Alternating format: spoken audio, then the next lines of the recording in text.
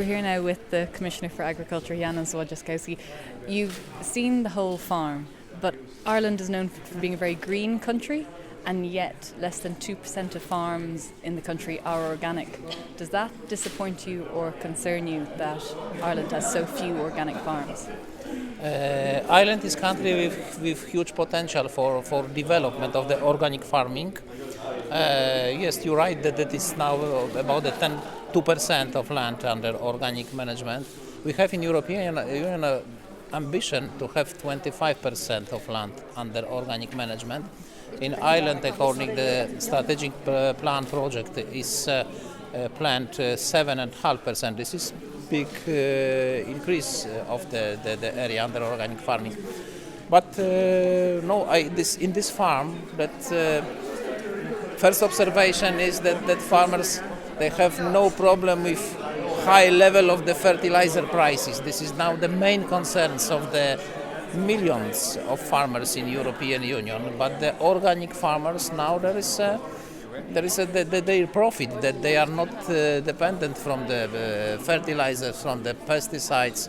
But in this farm we can see that organic farming can be also productive farming. But this is very important to have the well-organized system, all organic system. This is not only question of the farming. This is the question of the processing industry, how to produce like this food for the oats, from the oats. Yes, yeah. This is very important. Has the processing industry and the system of distribution of the organic food. You mentioned the 25% target that's there, and Ireland has a 7.5% target. Is that ambitious enough? I think that we need to be realistic. I think that to increase from the 2% to 7.5%, this is ambitious challenge. Possible to have more if many farmers, more and more farmers will be interested about the organic farming. It can be achieved the better result. This is the 25%. This is the political target for whole European Union. But we have a different situation across the member states. There are member states with like Austria, which is the leader of the organic production. They have 26% now. There are countries like Estonia, like Sweden, like Italy, also with high level of the organic farming. They want to increase also in the future. You mentioned other member states, and I know there's an action plan there. What could Ireland learn from other member states that you've seen in terms of increasing its organic plan? You know, that's I think that the lesson for the all, not only for the Irish farmers, is that we need to make our agriculture more sustainable, more resilient. That is the owner of this farm told today the very, very important thing, that we need to think about the next generations, how to protect our land, how to save the potential of land for the next generations. We need to think about the future of our food security for the next generations, not to produce intensively now. And we have Gillian Westbrook, who is the CEO of the Irish Organic Association here. Gillian, do you have any questions for the Commissioner or any observations that you'd like to make? I suppose the main question for us would be, I know we've always go back to the rhetoric of the marketplace, but it's just making that next step to get more promotion and more support for promotion.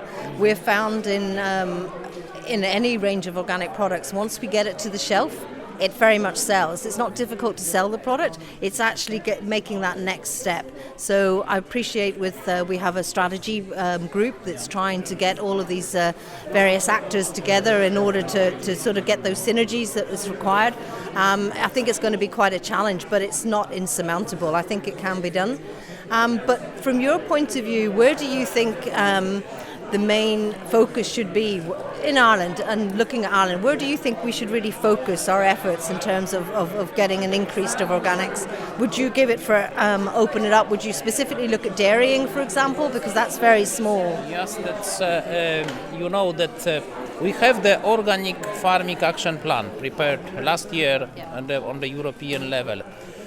We have the different situation across the member states, and it's necessary the individual approach to the all member states. But I think in Ireland is the country with the very strong two sectors of agriculture. One is the milk production, of course, the dairy sector, and another is beef production, the cattle farming, and also there is, I think, the potential for the organic farmers in specifically in this sector, this animal sector.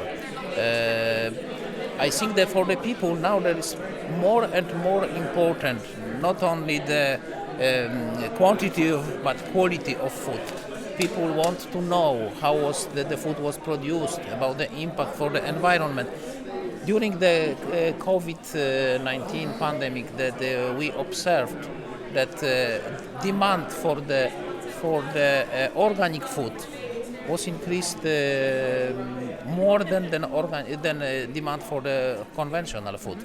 This is the space for the market is very important, and in our action plan, the first position is to develop the market for organic food, that to give the priority for the organic production. This is possible, for example, the public procurement procedures to supply to the public canteens.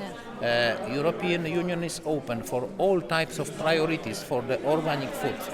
That's in the public procurement procedure. It can be one of the instruments. Promotion is very important. I can compare the situation that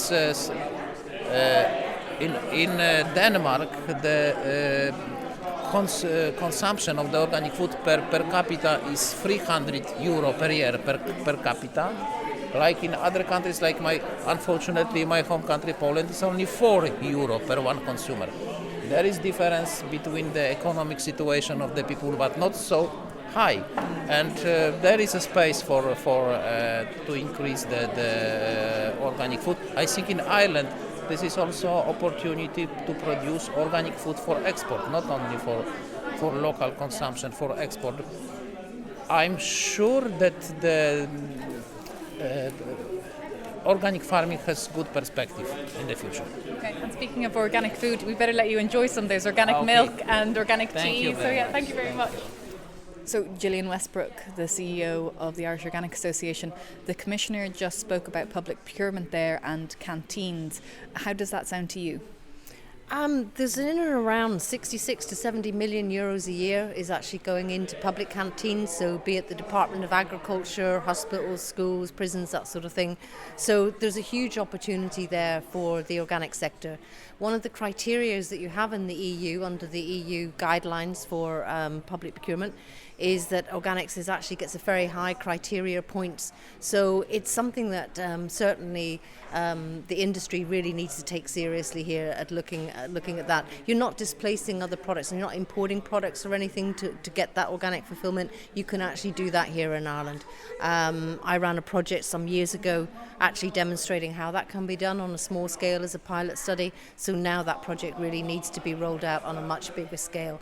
But before, the European rules used to say that you couldn't restrict it to local, but now they're being much more flexible about that. So that's an even bigger now incentive. Public procurement is certainly something that's really launched organics in Denmark in particular. They have up to sort of 90% organic ingredients in their nursing homes and all those sort of areas and municipal areas.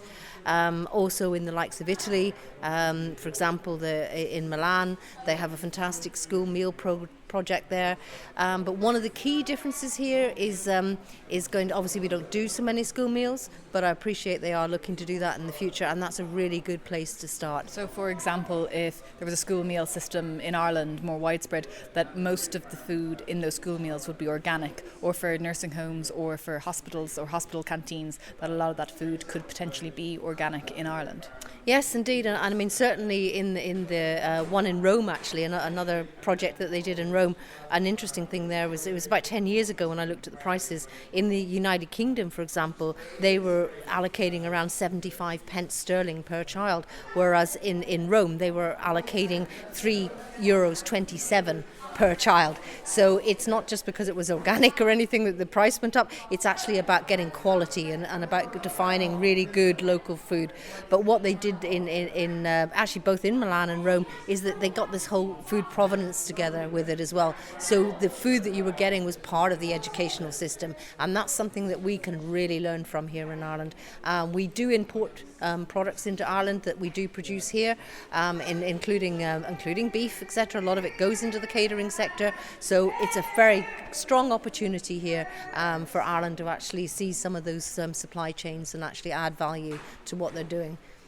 So for anyone listening, this is a shorter version of the podcast, specially broadcast this week with the Commissioner and Gillian here. We will have the longer podcast later in the week. And if you are interested in organics, please visit www.irishorganicassociation.ie. But for now, I've been Hannah Quinn-Mulligan, and if you like the podcast, please do subscribe.